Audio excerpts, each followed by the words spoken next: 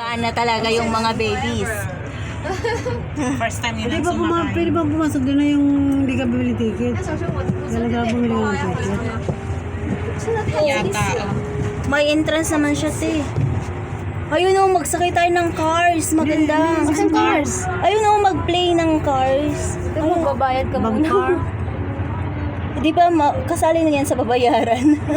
Pag magpasok tayo dyan, hindi na tayo makalabas hanggang hapon Hindi na tayo makapunta sa ibang place. Walang oras mo dyan. O, dapat magpunta ka dyan umaga hanggang hapon na. Marami ng rice din. Masulit mo na yung pambayad mo, pero kung madali ka lang, hindi mo masulit. Nabababa na. Tapos ka na nag-video, Dolor? Nag-live. Hindi na ako nag-review.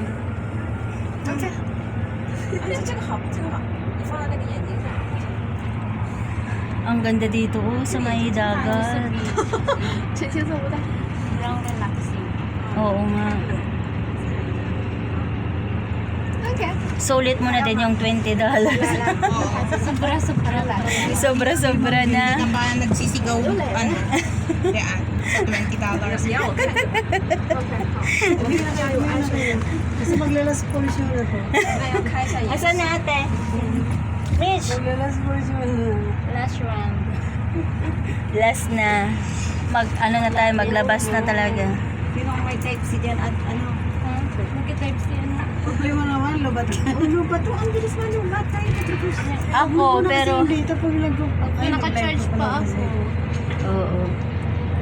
Wala, hindi pa. Bakit ito aking